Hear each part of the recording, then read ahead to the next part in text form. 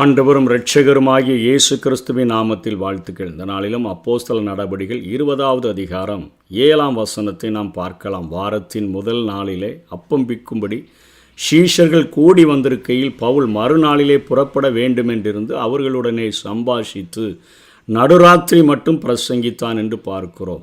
துரோவா பட்டணத்தில் 7 நாள் தங்கியிருந்தோம் என்று லூக்கா எழுதுகிறார். அந்த வாரத்தின் முதல் நாள் என்று எழுதப்பட்டிருக்கிறதை பார்க்கிறோம். வாரத்தினுடைய முதல் நாள் ஞாயிற்றுக்கிழமை, கிறிஸ்துவின் உயிர்த்தெழுதலின் நாளாக இந்த வாரத்தின் முதல் நாள் காணப்படுகிறது. ஏன் பழைய ஏற்பாட்டின் நாட்களிலே அவர்கள் சனிக்கிழமையை ஓய்வு நாளாக ஆசரித்து வந்தார்கள். இன்றைக்கு ஞாயிற்றுக்கிழமைகளிலே இன்றைக்கு புதிய ஏற்பாட்டு சபைகள் ஆண்டவரை ஆராதிக்கிறார்களே, அதை ஓய்வு நாளாய் கடைபிடிக்கிறார்களே. காரணம் என்ன என்கிற காரியத்தை நாம் வேதத்தின் அடிப்படையிலே நாம் தியானிக்க முடியும். கிறிஸ்துவின் உயிர்ப்பினால்தான் வாரத்தின் முதல் நாள் விசுவாசிகளின் ஆராதனை நாளாக மாற்றப்பட்டு விட்டது. ஏதேன் தோட்டத்தில் ஏற்படுத்தப்பட்ட ஓய்வு நாள் பின்பு இஸ்ரவேலருக்கு உடன்படிக்கையின் அடையாளமாக கொடுக்கப்பட்டது. யாத்ராகமம் 31வது அதிகாரம் 13வது வசனத்தில், நீ இஸ்ரவேல் புத்திரரை நோக்கி, நீங்கள் ஏன் ஓய்வு நாட்களை ஆசரிக்க வேண்டும்?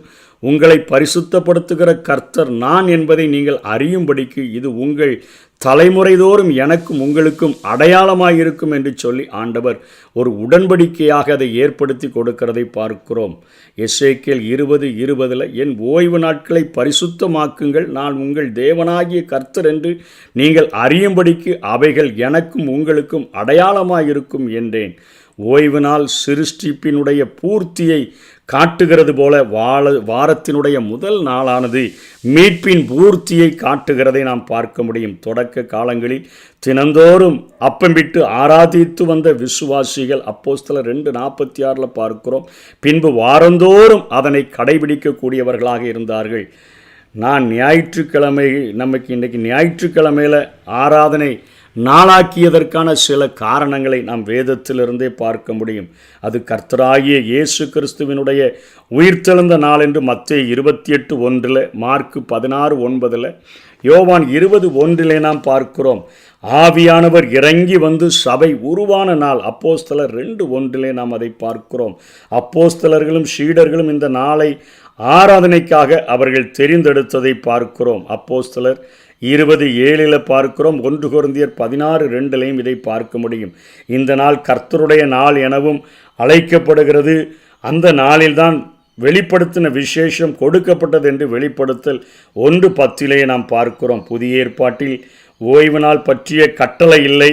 பழைய ஓய்வு நாளினுடைய கட்டளையை ஆண்டவர் அதனையும் சேர்த்து நிறைவேற்றி முடித்து விட்டதை நாம் வேதத்திலே பார்க்க முடியும்.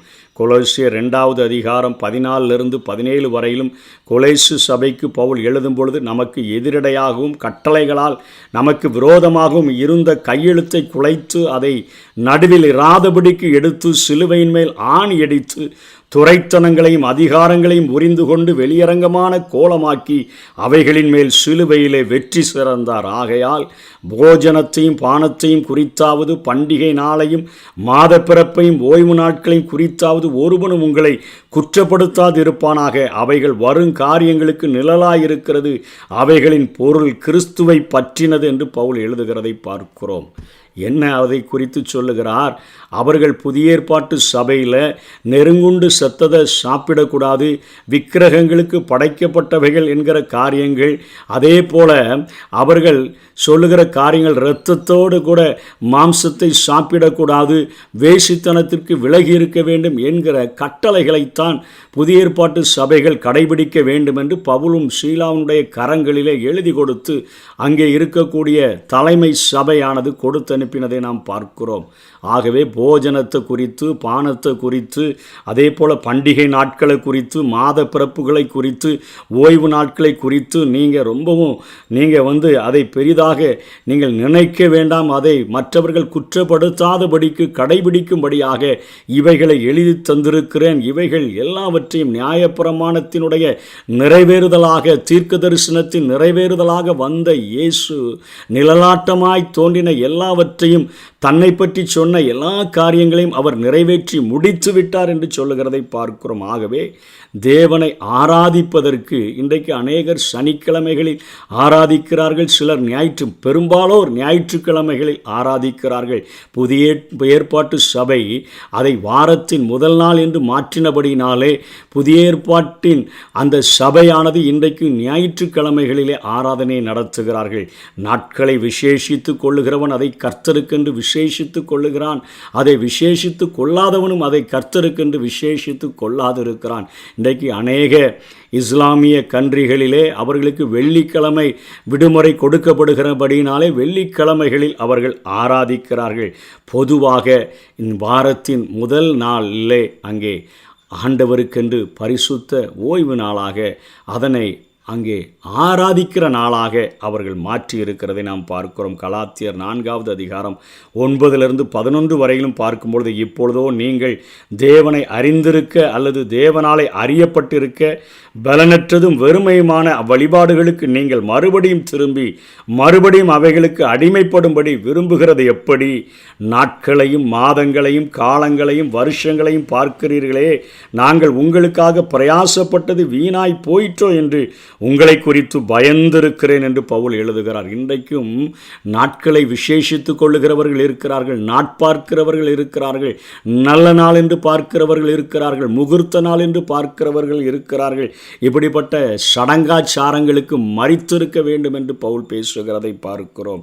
எபேசியர் 2:15 சட்டத்திட்டங்களாகிய நியாயப்பிரமாணத்தை தம்முடைய மாம்சத்தினாலே ஒளிவித்து இருதரத்தாரையும் தமக்குள்ளே ஒரு புதிய மனுஷனாக சிருஷ்டித்து இப்படி சமாதானம் பண்ணி என்று சொல்லி பார்க்கிறோம். இப்படித்தான் அங்கே வாரத்தினுடைய முதல் நாளை ஆதி சபை தெரிந்தெடுத்து அதை அவர்கள் ஓய்வு நாளாக்கினபடியினாலேத்தான் இங்கே துரோவா பட்டணத்திலே பவுல் அப்போஸ்தலன் 7 நாட்கள் தங்கியிருந்து வாரத்தின் முதல் நாளிலே அவன் அங்கே ஊழியம் செய்கிறான். அந்த ஊழியம் செய்கிற நேரத்தில் அடுத்த நாள் புறப்பட வேண்டும் என்று இருக்கும் பொழுது அவன் மேல் வீட்டில் அநேக விளக்குகள் வைத்திருந்தது. அங்கே அவன் பிரசங்கித்து கொண்டிருந்த பொழுது ஐத்திகு என்னும் பெயர் கொண்ட ஒரு வாலிபன் ஜன்னலில் உட்கார்ந்து பவுல் நெடுநேரம் பிரசங்கி கொண்டிருக்கையில் மிகுந்த தூக்கமடைந்து நித்திரை மயக்கத்தினால் சாய்ந்து 3வது மெத்தையிலிருந்து கீழே விழுந்து மரித்தவனாய் எடுக்கப்பட்டான். உடனே பவுல் இறங்கி போய் அவன் மேல் விழுந்து அவனை அணைத்து கொண்டு, கலங்காதிருங்கள், இவன் உயிர் இவனுக்குள் இருக்கிறது என்றான். பின்பு ஏறு போய்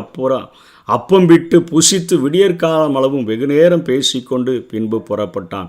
அந்த வாலிபனை அவர்கள் உயிருள்ளவனாக கூட்டிக் கொண்டு வந்து மிகுந்த ஆறுதல் அடைந்தார்கள். பவுல் ஆசோ பட்டணம் வரைக்கும் கரை வழியாய் போக மனதாயிருந்தபடியினால், ஒருவேளை தேவனோடு கூட தனியாக சஞ்சரிக்க வேண்டும் என்கிற விருப்பம் இருந்தபடியினாலே அவன் திட்டம் பண்ணி இருந்தபடியே நாங்கள் கப்பலேறி அந்த பட்டணத்தில் அவனை ஏற்றிக்கொள்ளும்படி முன்னாக அங்கே போயிருந்தோம். அவன் ஆசோ பட்டணத்தில் எங்களை கண்டபொழுது நாங்கள் அவனை ஏற்றிக்கொண்டு மித்திலேனா பட்டணத்துக்கு வந்தோம். அவ்விடம் விட்டு மறுநாளிலே கீயு தீவுக்கு எதிராக வந்து பவுல் கூடுமானால் பெந்தேகோஸ்தே பண்டிகை நாளிலே எருசலேமில் இருக்க வேண்டும் என்று தீவிரப்பட்டது நிமித்தம் தான் ஆசியாவிலே காலம் போக்காதபடிக்கு எபேசு பட்டணத்துக்கு கடந்து போக வேண்டுமென்று தீர்மானித்ததினால் மறுநாளிலே சாமு தீவு பிடித்து திரோக்கிலியோன் ஊர்த்துறையிலே தங்கி மறுநாள் மிலேத்து பட்டணத்துக்கு வந்தோம். மிலேத்துவிலிருந்து அவன் எபேசுவுக்கு ஆள் அனுப்பி சபையின் மூப்பரை வரவழைத்தான். நாளைய தினத்தில் எபேசு மக்களுக்கு பவுல் போதித்த போதனைகள், அந்த சாராம்சங்களை நாம் கற்றுக்கொள்ளலாம். இந்த நாளிலே நாம் வாரத்தின் முதல் நாளில் ஆண்டவரை ஆராதிக்கும்படியாக அந்த கொடுக்கப்பட்ட அந்த நாளில் சுற்றி எங்கும் அலையாதபடி ஆண்டவருக்கென்று அந்த நாளை கொடுத்து அவரை ஆராதிப்பதிலும் அவருடைய வசனங்களை தியானிப்பதிலும் அவருடைய பாதத்தில் அமர்ந்திருப்பதிலும் நம்முடைய காரியங்களை நாம் செலவிடுவோம். கர்த்தர் தாமே நம்மை ஆசீர்வதிப்பாராக. ஆமென்.